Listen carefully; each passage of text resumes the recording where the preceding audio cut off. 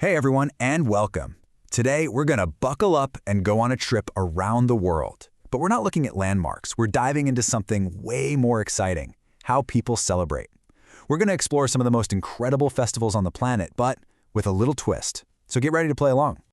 But before we jump in, let's just start with a really big question. I mean, think about it. From a small birthday party to a huge national holiday.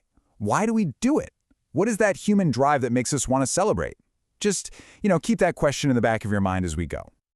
You see, all over the world, people gather for these amazing moments of joy, of tradition, and sometimes just beautiful chaos. And to make our little journey here more fun, we're going to explore these celebrations one riddle at a time. Ready? Okay, first up, let's talk about pure, massive joy. These are the festivals that are all about huge public spectacles, music that you can feel in your bones, and lights that just completely take over the streets and the sky. All right, here is your first riddle. I want you to picture this. You are in a street, and it is packed with people. The air is just pulsing with a rhythm that makes you have to dance. You're surrounded by the most amazing, colorful costumes you have ever seen, and then these huge, elaborate floats start gliding by. The energy is just one massive, non-stop party. So, what do you think? The energy is just absolutely electric. Take a second. What festival could this possibly be? Yes, if you guessed the Rio Carnival in Brazil, you are spot on. It is one of the biggest, most colorful street parties on the entire planet.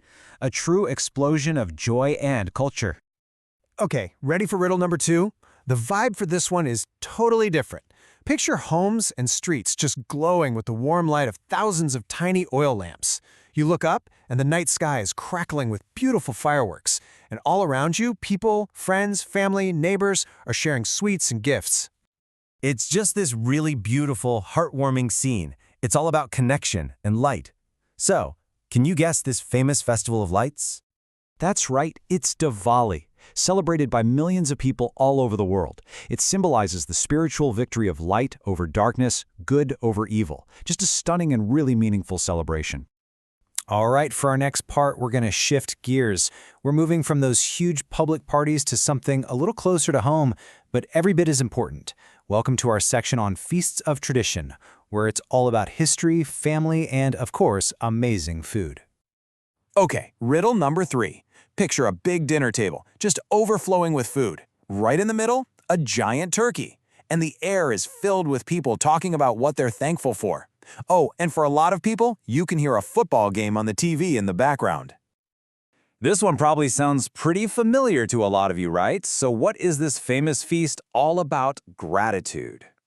Yep, you got it. It's Thanksgiving.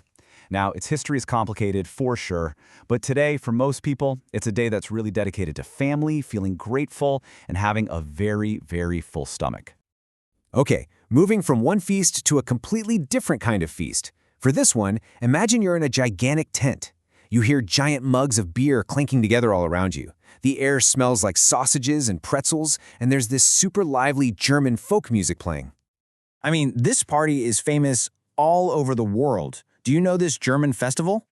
Prost! Of course, it's Oktoberfest in Munich, Germany. We're talking about the world's largest folk festival. It's basically a 16-day party celebrating Bavarian culture, food, and yeah, especially the beer. So what's so cool is when you put them side by side like this, you've got Thanksgiving and Oktoberfest. Both are totally centered around feasting, right? But one is all about quiet gratitude at home, and the other is this huge, loud public party. It just goes to show you, feasting is universal, but how we do it is incredibly diverse. And for our final part, we are diving headfirst into the wonderfully weird, the wild, the chaotic. These are the kinds of celebrations that, from the outside, you might think, what is going on? But on the inside, they're just filled with this incredible sense of fun and community. So for our final riddle, let me just set the scene with this one sentence. Thousands and thousands of people are going to gather in the streets for the specific purpose of throwing red fruit at each other. Yeah, you heard me right. So let's break this down. The main event is a giant food fight. Afterwards, pretty much everybody's going to need a shower. And this whole messy, crazy event is surrounded by live music and dancing before and after. I mean, really, what on earth could this celebration be? It sounds like beautiful, organized madness. It is La Tamarana in Spain. This is the wild side of celebration personified. It is literally the world's biggest food fight. For one glorious, messy, totally unforgettable hour, an entire town's streets just run red with tomato pulp. Amazing! So, wow. Think about where we've been. We've gone from the dazzling lights of Diwali and the non-stop party of Carnival to the family tables of Thanksgiving and the pure, joyous chaos of La Tomatina. They are all so different. And yet, every single one of them shows us the endless ways we find to connect with each other. And that brings us all the way back to that first question. Why do we do all this? Because maybe, underneath all the costumes and the food and the fireworks, it's about one really basic thing. Our need to share an experience. You know, to look at someone else in the middle of all the chaos or the quiet and know that you're both part of the same human story, right in that moment. What's your favorite way to celebrate?